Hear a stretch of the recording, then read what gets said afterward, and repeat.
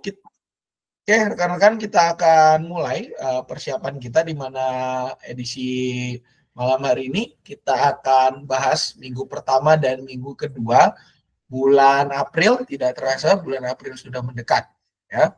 Sebelum kita mulai pembahasan kita, mari kita berdoa. Kami bersyukur Tuhan pada kesempatan malam hari ini kami boleh kembali untuk membahas persiapan kami guna mengajar di minggu pertama dan kedua bulan April ini, ya Tuhan. Berkati jalannya persiapan ini dari awal hingga selesai. Dalam nama anak Tuhan Yesus Kristus kami berdoa. Amin. Baik, rekan-rekan, kita mulai dari minggu pertama bulan April ini, ya. Di mana minggu pertama bulan April ini, wah ini tahunnya visioner sekali nih. Ya, tahun 25.000 gitu ya. Ini agak typo sedikit di bahannya, rekan-rekan, harusnya 2025 tapi jadi 20.250, 20 tahun dari sekarang gitu ya. Temanya adalah mengandalkan Tuhan dalam doa. Bacaan Alkitab kita diambil dari Matius 26 ayat 36 sampai dengan 46. Nah, saya sudah menyiapkan untuk bacaan versi scan-nya gitu ya. Saya butuh 2 orang sukarelawan atau sukarelawati untuk membacakan bagian Alkitab ini. Orang pertama dari ayat 36 sampai 40, orang kedua membaca dari ayat 41 sampai dengan 46. Silakan, siapa yang mau menjadi orang pertama ayat 36 sampai dengan ayat 40? Ada satu orang? Siap, makasih Kak Romai. Baik, orang kedua ayat 41 sampai dengan ayat 46. Siapa yang bersedia? Siap, Bu Mas Rina. Silakan, Kak Romai. Matius 26 ayat 36 di Getsemani. Kemudian sampailah Yesus bersama murid-muridnya ke suatu tempat yang bernama Getsemani. Ia berkata kepada murid-muridnya, "Duduklah di sini sementara aku pergi ke sana untuk berdoa." Ia membawa Petrus dan kedua anak Zebedeus besertanya. Ia mulai merasa sedih dan gelisah, lalu katanya kepada mereka, "Hatiku sangat sedih, seperti mau mati rasanya. Tinggallah ini dan berjaga-jagalah dengan aku." Kemudian ia maju sedikit, lalu sujud. "Ya Bapakku, jikalau sekiranya mungkin, biarlah cawan ini berlalu dari hadapanku. Tapi janganlah seperti yang kukehendaki, melainkan seperti yang Engkau kehendaki."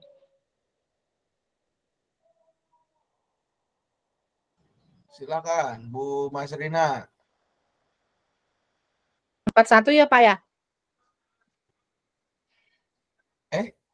Dan 40 Bu, sorry 40. Sebentar. Tadi Oh iya, kayaknya saya salah, ya. Karomai masih bagiannya, sorry, saya salah baca. Iya, saya 41 Pak. Iya Bu, sorry, saya salah di saya. Silakan Karomai, 40. Satu lagi ya, maaf lupa. Ayat 40. Iya, sampai 40 Kak. Ayat 40, ia kembali kepada murid-muridnya dan mendapati mereka sedang tidur. Lalu ia berkata kepada Petrus, "Tidak sanggupkah kamu berjaga walau 1 jam saja bersama aku?" Baik, saya lanjut ayat 41-nya. "Berjaga-jagalah dan berdoalah supaya kamu jangan jatuh ke dalam pencobaan. Roh memang berniat baik, tetapi tabiat manusia lemah." Ayat 42, lalu ia pergi untuk kedua kalinya dan berdoa, "Ya Bapakku, jikalau cawan ini tidak mungkin berlalu, kecuali apabila aku meminumnya, jadilah kehendak-Mu." Ayat 43, ketika ia kembali lagi, ia mendapati mereka sedang tidur, sebab mata mereka sudah berat. Ayat 44, ia membiarkan mereka di situ, lalu pergi lagi dan berdoa untuk ketiga kalinya dengan mengucapkan doa yang sama. Ayat 45, sesudah itu ia datang kepada murid-muridnya dan berkata kepada mereka, "Masihkah kamu tidur dan beristirahat? Lihat, saatnya sudah tiba Anak Manusia diserahkan ke tangan orang-orang berdosa." Ayat 46, "Bangunlah, marilah kita pergi. Dia yang menyerahkan aku sudah dekat." Demikianlah pembacaan kitab. Terima kasih rekan-rekan semua. Baik, ini bacaan yang nggak asing buat kita ya. Doa di Taman Getsemani. Kalau kita perhatikan rekan-rekan, maka ini adalah momen di mana Yesus mengungkapkan ketakutannya sebelum setelah daripada berdoa ini, ia diserahkan. Dalam kesempatan ini kalau kita lihat ada dua bagian penting dalam doa Yesus. Yang pertama adalah ketika di ayat 39 dikatakan, jikalau sekiranya mungkin, biarlah cawan ini berlalu, tetapi janganlah seperti yang kau kehendaki, melainkan seperti yang kau kehendaki. Ini menandakan di dalam kemanusiaan Yesus itu merasa takut. Karena apa? Karena dia tahu segala sesuatu yang akan ia hadapi setelahnya. Ia akan mengalami penyiksaan, ia akan dicemooh, bahkan ia akan mengalami kematian. Sebagai orang yang tahu tentang itu, maka dia merasa sangat takut. Makanya di sini dikatakan, sekiranya mungkin, biarlah cawan penderitaan ini lalu dari hadapan. Memohon kepada Tuhan agar kalau boleh, sekali lagi, kalau boleh, ya, kalau boleh, dia tidak menjalani jalan yang seberat itu. Nah, dalam sikap ini sebenarnya rekan-rekan Tuhan Yesus membawa rekan-rekannya, gitu ya, yaitu ada Petrus, lalu kedua anak Zebedeus, ya, yaitu Yohanes dan Yakobus. Berarti mereka pergi berempat. Yang memang akhirnya dikenal ini sebagai inner circle-nya Tuhan Yesus. Tapi ketika setelah ia berdoa, dia kembali kepada murid-muridnya, mendapati mereka sedang tidur, Yesus menjadi marah karena apa? Karena ternyata para muridnya ini tidak sanggup untuk berjaga. Tidak sanggup untuk menungguinya.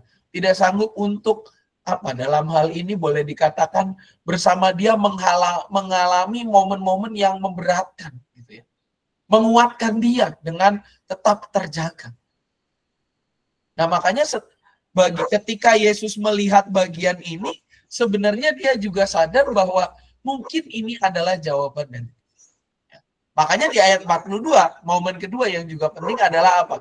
Ketika Yesus berdoa, bagian yang kedua dikatakan dengan tegas, jikalau cawan ini tidak mungkin berlalu, ya, ada shifting moment, ada perubahan momen. Di pertama dia katakan sekiranya mungkin. Di bagian kedua apa? Jikalau tidak mungkin berlalu, kecuali apabila aku meminumnya. Ya, sebuah respon yang hendak menyatakan bahwa kalau memang ini nggak bisa, ya sudahlah, saya minum aja. Jadilah kehendakmu.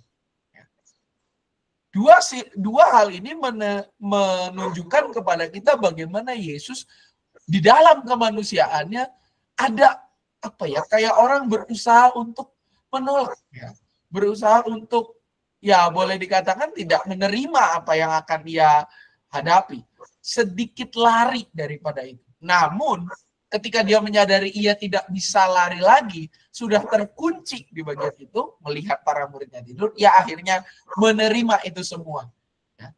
Jikalau tidak mungkin, kecuali apabila aku meminum, jadilah kehendak. Dan ketika setelah berdoa, maka Yesus selalu kembali kepada muridnya. Ya. Dia kembali mendapati mereka sedang tidur. Akhirnya apa? Yesus membiarkan.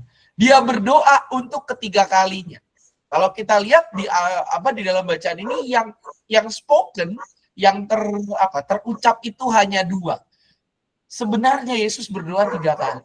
Ya. Walaupun dikatakan mengucapkan doa yang sama, namun pertanyaannya yang samanya yang mana? Apakah yang atas atau yang bawah? Para penafsir memperkirakan kemungkinan ini yang diucapkan adalah doa yang bawah. Karena apa? Untuk menguatkan dirinya menjalani perjalanan yang tidak mudah. Di mana setelah di Getsemani, setelah ia berdoa, dia akan diserahkan. Di ayat 45, ya, dia kembali lagi setelah berdoa dan mengatakan, ada shifting lagi di sini. Masihkah kamu tidur dan beristirahat? Lihatlah, saatnya sudah tiba. Yang menjadi sebuah respon, yang menjadi sebuah ajakan kepada para murid untuk bangun, melihat. Karena apa? Karena dia yang menyerahkan sudah dekat. Momen di mana Yesus tahu ini sudah menjadi apa yang akan ia jalani, apa yang akan ia temui, apa yang akan ia rasakan. Penderitaan yang berat itu sudah ada di depan mata. Nah, bagian ini juga menjadi sebuah hal yang menunjukkan bagaimana Yesus pun berdoa di dalam bagian ini. Nah, jika kita kaitkan dengan tema di mana mengandalkan Tuhan dalam doa, tema minggu pertama bulan April, bertepatan dengan Prapaskah 5, apa yang mau kita ajarkan kepada anak-anak? Rekan-rekan, yang mau kita ajarkan kepada anak-anak sebenarnya satu poinnya. Percaya kepada Tuhan dan juga benar-benar andalkan di dalam doa. Kisah Yesus di Taman Getsemani ini kita mau jadikan sebuah momen di mana anak-anak melihat bahwa tidak semuanya berjalan lancar, tidak semuanya sesuai dengan kehendak. Tetapi kalau kita mempercayakan diri dan mengandalkan Tuhan, seperti yang dilakukan Yesus, maka kita akan diberikan kemampuan untuk terus maju ke depan, untuk terus melakukan kebenaran firman-Nya, dan juga untuk terus berjalan bersama dengan Tuhan dalam setiap kondisi, dalam setiap situasi yang kita hadapi. Nah, oleh karena itu rekan-rekan, ini semakin dinyatakan lewat ayat-ayat hafalan kita, di mana untuk semua kelas rekan-rekan, ayat hafalannya dari Mazmur 62 ayat 2, tinggal disesuaikan ke TB2. Ya, hanya dekat Allah saja aku tenang, dari Dialah keselamatanku. Ini ayat hafalan untuk semua kelas ya. Mazmur 62 ayat yang kedua. Dan untuk lagu-lagunya bisa dilihat di sini ya. Ada lagu-lagu pendukung yang bisa kita gunakan di sini. Saya tahunya yang nomor 4 gitu. Kalau yang 1, 2, 3 kayaknya saya nggak masuk waktu itu dinyanyikan. Jika ada pertanyaan atau tambahan, silakan rekan-rekan.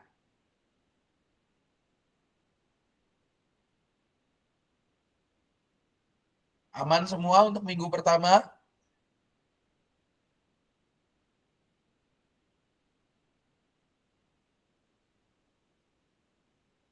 Oke. Jadi diingat sekali lagi ya rekan-rekan, untuk ayat hafalannya semua kelas adalah Mazmur 62 ayat 2. Hanya dekat Allah saja aku tenang, dari Dialah keselamatanku. Ini nanti tinggal disesuaikan dengan yang di versi TB2. Untuk aktivitas rekan-rekan dari kelas Daniel sampai dengan Daud, ini sebenarnya ini dari kelas dari Daniel sampai Yeskiel ya sebenarnya. Ya. Daniel sampai Yeskiel rekan-rekan aktivitasnya seperti ini. Cuman ada bedanya. Kalau kelas Daniel dan kelas Esther itu nanti di telapak tangannya ini ada setelah ada dicetak telapak tangannya, itu nanti di tengahnya itu diberikan tulisannya adalah ayat hafalannya ya.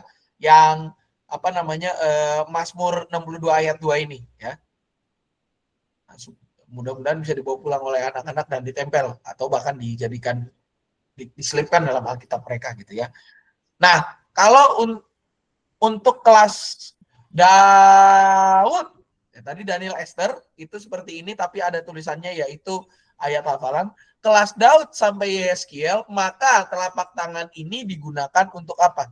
Untuk menuliskan pokok-pokok doa mereka, apa yang menjadi ketakutan mereka yang akan didoakan. Gitu ya. Nanti setelah selesai mereka menuliskan itu semua, kita akan berdoa sama-sama. Kurang lebih seperti itu. Nah, untuk kelas Musa, rekan-rekan sekalian, untuk kelas Musa adalah kita akan boleh dikatakan kelas Musa ini kita mau coba membuat sebuah aktivitas di mana anak-anak kita ajak untuk berdoa bersama ya. Mereka diajak untuk menuliskan, nggak perlu pakai buku gitu. Kalau ini kan pakai buku, kita tulisin aja rekan-rekan di kelas Musa ini, tuliskan mungkin hal-hal yang mereka takuti, apalagi mereka kan dari SD mau ke SMP sebagai setengah kelasnya ya, kelas 6 mau naik ke atas, dan kelas 5 ada juga yang mau naik kelas 6 gitu ya. Kita minta mereka menuliskan ketakutan-ketakutannya ya di dalam tulisan itu.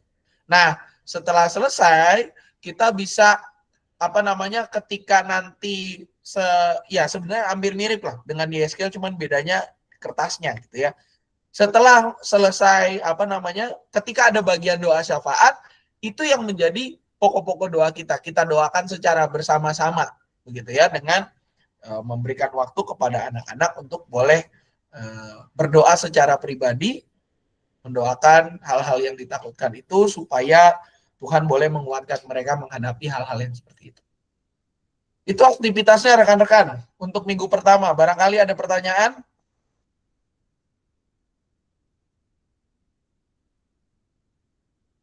Oh, kelas kecil ini menjiplak dan menggunting ya, Pak? Ya, yang bikin gambar ginilah itu, Ci. Cuman di tengahnya nanti ada tulisan yang ayat hafalannya itu kalau yang kelas Daniel Esther.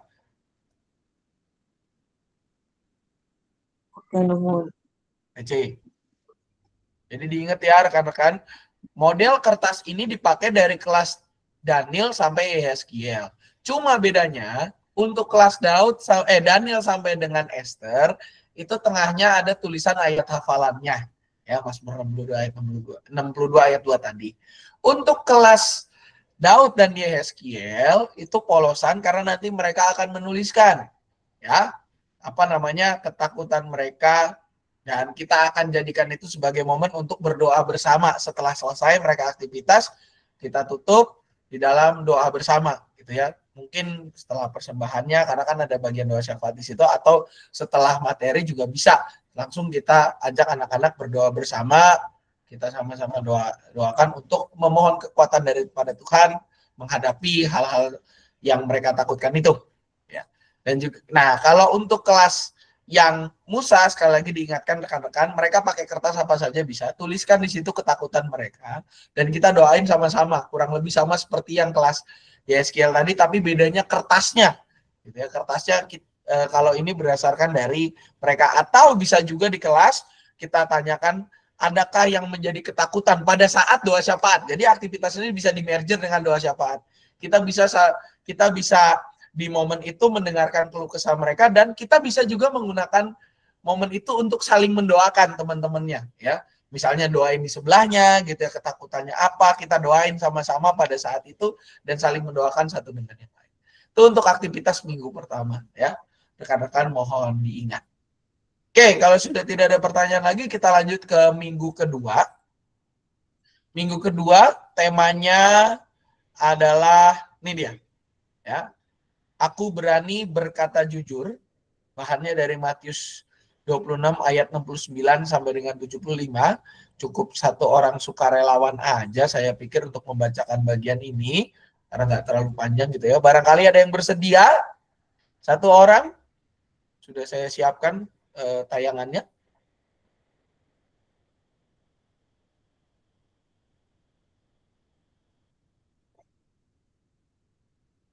Adakah sukarelawan satu orang?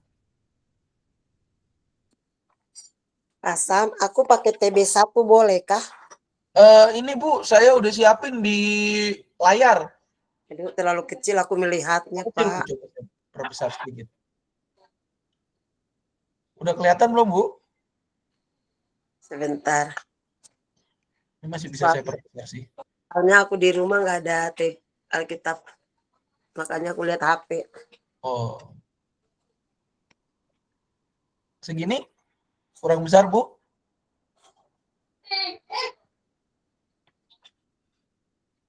Boleh deh.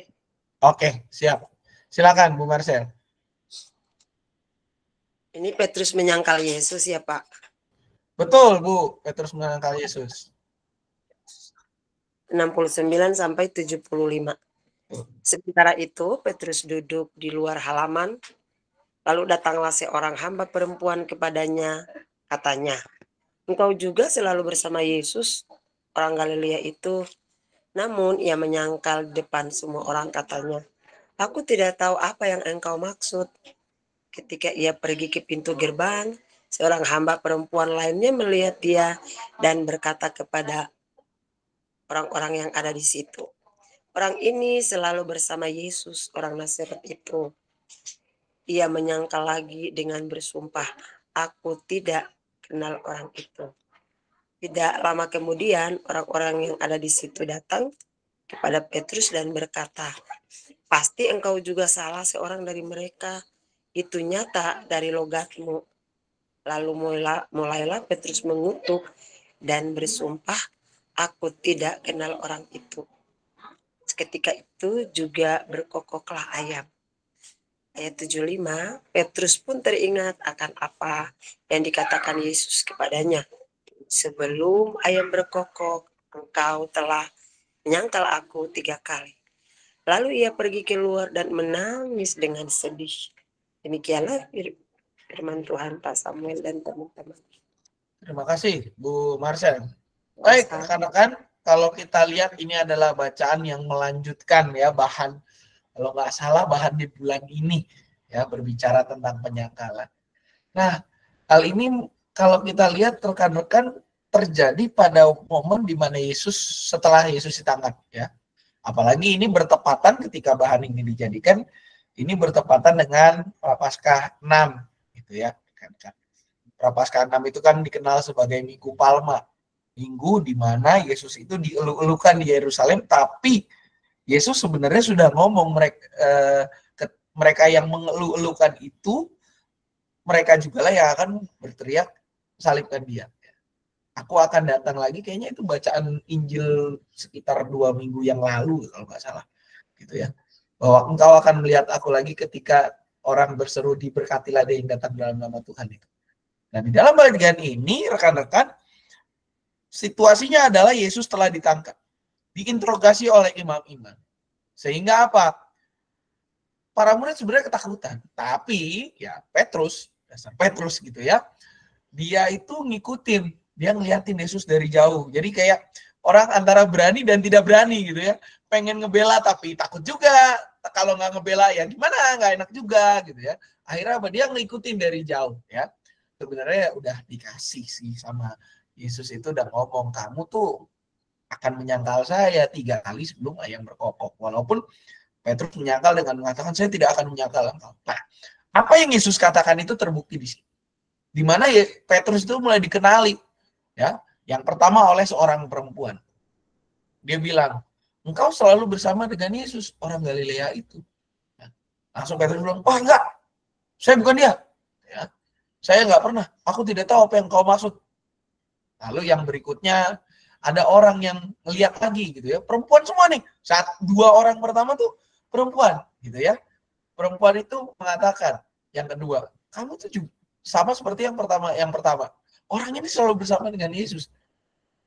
Kenapa Petrus menyangkal gitu pertanyaan? Karena Petrus itu takut kalau dia dikatakan, ya saya bersama dengan Yesus, berarti hari itu dia ditangkap, selesai. Dia akan didera. Tetapi oleh karenanya Petrus pada kesempatan itu dia menyangkal, baik yang pertama, yang kedua, bahkan ketika ada orang-orang, ini lebih dari satu, pasti engkau salah satu, nyata dari logat, ketahuan orang Galilea. Ya. Dia bilang, aku tidak kenal, dan Petrus mengutuk di situ. Mengutuk dan bersumpah, 2 hal yang boleh dikatakan dilarang oleh Tuhan Yesus untuk kita lakukan. Nah, di dalam kesempatan ini Petrus melakukan. Dan setelah Petrus melakukan itu, berkokok ayam ya, sebuah momen di mana Petrus langsung ingat ya bahwa ia ternyata mengingkari apa yang ia katakan sendiri ya. Ia mengingkari apa yang ia janjikan kepada Yesus bahwa ia tidak akan menyangkalnya.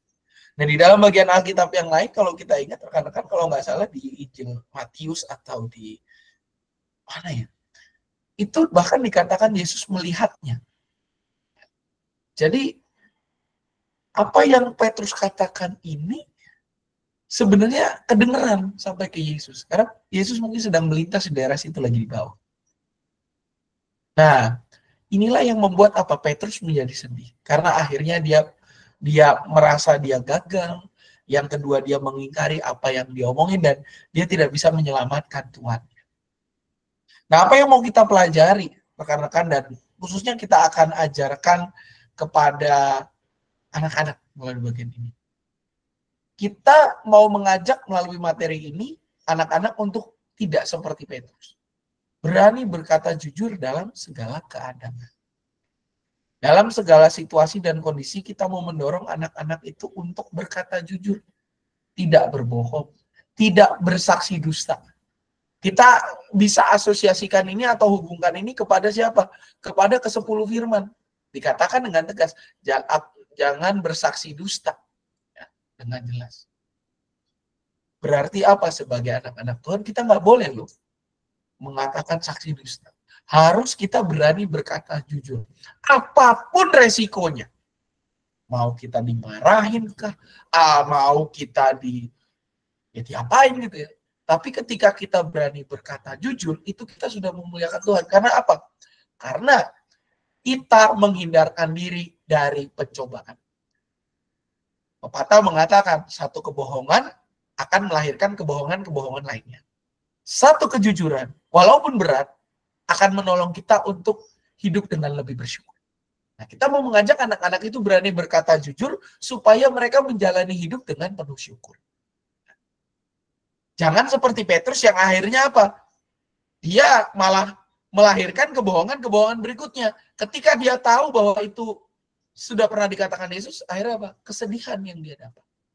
Kita mau mengajarkan anak-anak untuk berani berkata jujur dalam segala keadaan. Di mana ini semakin dinyatakan dalam ayat hafalan kita.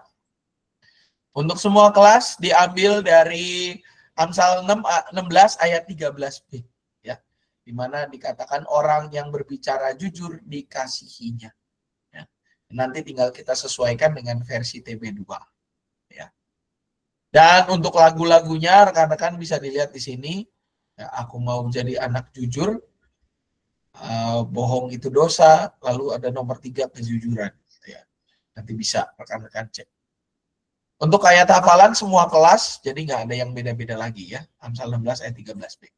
Jika ada pertanyaan atau tanggapan dipersilakan rekan-rekan terkait ayat hafalan maupun juga bahan cerita kita.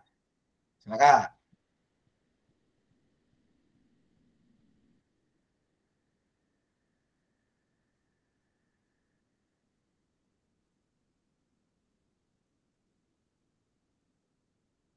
Aman semua? Oke, kalau aman kita masuk kepada bagian aktivitas. Nah, rekan-rekan di sini aktivitasnya kita bisa lihat. Untuk yang apa namanya? Untuk yang kelas Daniel sampai Esther, nah ini bisa aktivitasnya ini ya, membuat kepala ayam dengan panduan dari link berikut ini bisa diklik gitu ya. Selain daripada kita sambil bermain juga seperti ini ya. Pertanyaan ini. Untuk yang kelas Daniel sampai dengan Esther, aktivitasnya adalah membuat kepala ayam. Ini link panduannya. Nah, untuk kelas apa namanya? Kelas yang lain, kelas yang lebih besar, khususnya Daud sampai dengan Musa. Nah, kita mau membuat seperti ini ya. Bagaimana kita memberikan PR sebenarnya kepada anak-anak untuk menuliskan kejujuran yang ia lakukan. Kejujuran di sininya kejujuran, listing sebelah adalah kebohongan gitu ya. Sorry. Yang tadi yang aktivitas awal itu sampai ke kelas Daud. Ini pasti akan susah soalnya kelas Daud yang bawah ya. Yang bagian ini yang membuat kepala ayam dengan panduan yang ada di sini, ini nanti rekan-rekan ini kelas Daniel sampai dengan kelas Daud.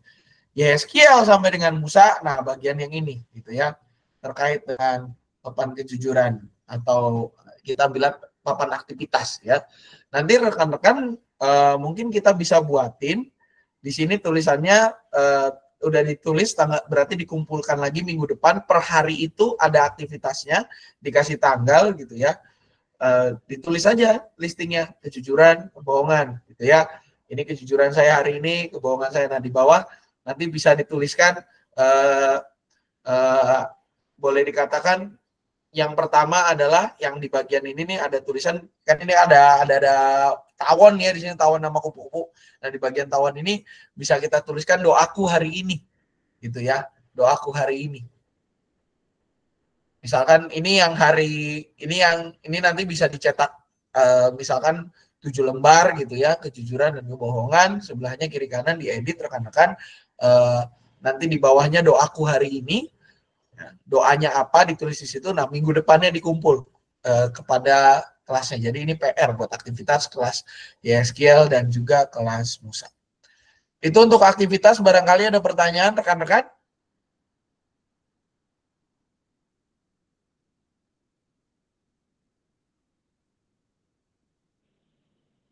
Paham, jadinya Daud yang gambar apa tadi? Gambar kepala ayam itu Kak, yang ini nih. Yang sama kayak kelas Daniel sampai Daniel. Dari kelas Daniel dan Esther tuh sama ini.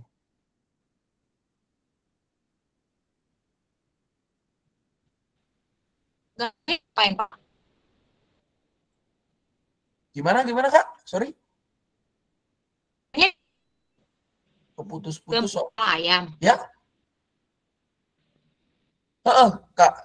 Ini saya klik linknya ya. Ada tayangannya sih. Nah, Digunting doang gitu. kenapa? Cik? Malah ayamnya digunting gitu. Atau Nah, dari ini ada tayangannya sih sebentar.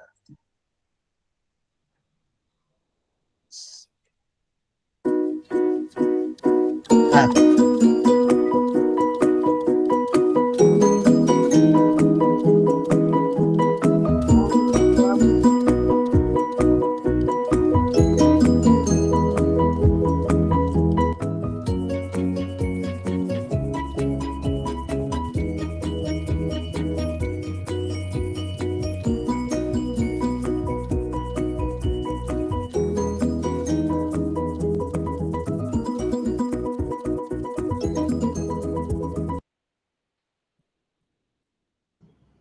Nah, gitu tuh.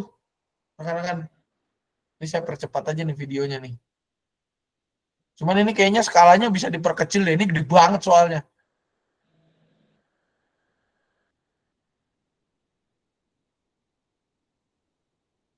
Kecepatan pemutaran naik.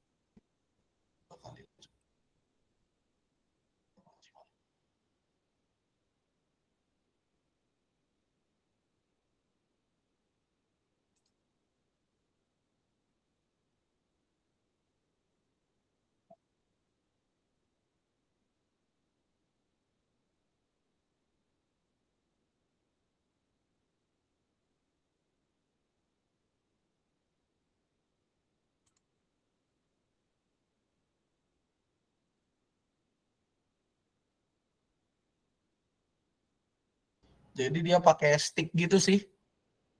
Nah, sticknya mungkin bisa diakalin lah. Karena ini kan ukurannya gede banget. Nah, kalau biar nggak terlalu gede sih, saran saya rekan-rekan ukurannya pakai ini aja, apa namanya, pakai sticknya itu pakai seukuran stick es krim lah. Itu gede banget soalnya tadi. Lingkarannya aja diameter gede itu. Bagus sih, Pak. Gimana Kak? Kayaknya aku lebih bagus sih sebenarnya, Pak. Tapi kalau yang kelas Daud kayaknya lebih ini yang sama kayak kelas Yehes deh. Nulis Oh, mau kebohongan, ke yang ini? Oh, yang bikin Iya, gini juga Kak? salah. Ya, kalau sanggup sih aman, bisa juga, itu boleh juga. Kan kelas Daud juga ya, bohong-bohong gitu kan masih inilah kelas 1 kelas 2 kan. Oh, Kayaknya lebih bagus ini sih, Pak. Yang papan boleh, kejujuran. boleh sih. Berarti kelas Daud sampai dengan kelas Musa yang bagian papan kejujuran ini. Nah, kelas Daniel dan Esther tuh yang bikin ayam-ayaman itu ya, rekan-rekan, kepala ayam. Oke. Jadi ingat-ingat rekan-rekan. Ya, Ci, gimana? ya, sedikit kepala ayam kan? Bikin kepala ayam, Ci. Tapi tong direbus ya, Ci ya. Oke. Itu berarti aktivitasnya rekan-rekan diingatkan kembali untuk aktivitasnya, untuk ayat hafalannya kita mulai dari ayat hafalan, kita mulai dari ya, untuk minggu kedua itu Amsal 16 ayat 13b. Untuk apa namanya, aktivitasnya yang kelas Daniel dan Esther membuat kepala ayam dengan ukuran yang lebih diperkecil begitu ya. Yang tadi gede banget kalau yang di video. Untuk yang kelas Daud sampai dengan Musa itu yang membuat papan kejujuran. Oke, kalau sudah tidak ada lagi, itu materi yang kita bahas pada kesempatan malam hari ini, rekan-rekan. Dan untuk persiapan berikutnya, kita bahas minggu ketiga dan keempat bulan April itu di tanggal, 12-nya. Kan yang ketiganya pasca, Pak. Ya, berarti tinggal minggu keempat sih. Usul saya nih rekan-rekan, ini emang rada ngebut supaya kita nggak ribet pas Paskah gitu ya. Tanggal 5 April, khusus minggu keempat. Karena 19 itu kan pasti kita udah paciweuh gitu ya, paciweuh. Susah kali ya ngomongnya. Udah paciweuh lah kita ngurusin Paskah di tanggal 20-nya gitu ya. Kita 12 juga takutnya ada beberapa kegiatan gitu ya, sehingga kita mungkin akan kebagi kekuatannya. Gimana kalau tanggal 5 April rekan-rekan? 5 April jam 7 malam. Kita bahas tentang minggu keempat saja. Aman? Ya, Pak. Aman. Oke, siap. Saya tulis dulu di kalender supaya tidak lupa. Oke. Persiapan GSM. Mana nih? Kok hilang ini? Jam 7 konferensi. Oke. Ya, juga rekan-rekan kembali mengingatkan besok ada pelantikan BPJ yang akan dilantik. Mohon bajunya, seragamnya itu seperti katekisan, yaitu atasan putih, meja putih, bawahnya hitam gitu ya. Dan mohon duduknya di bangku yang sudah dipersiapkan, ada name tag-nya di situ, sudah diatur sebagaimana urutannya. Nah, untuk juga rekan-rekan, bagi rekan-rekan yang mengajar, jangan lupa untuk datang di Kebaktian Umum 1 dan tidak terlambat hadir, gitu ya, karena akan lebih baik. Memang betul terlambat itu lebih baik daripada tidak sama sekali, tapi lebih baik lagi jika kita memulainya lebih awal atau tidak terlambat. Ya, mohon rekan-rekan ini menjadi perhatian buat kita semua, supaya kita juga bisa lebih nyaman duduknya, apalagi besok ada acara khusus, boleh kita bilang ya, pelantikan BPJ itu.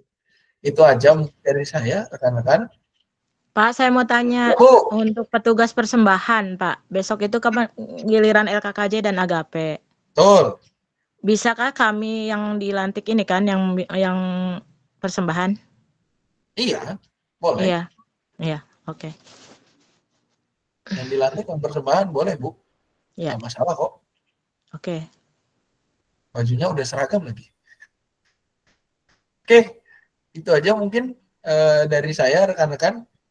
Kalau nggak ada lagi, maka kita akan tutup persiapan ini dalam doa. Mari kita berdoa.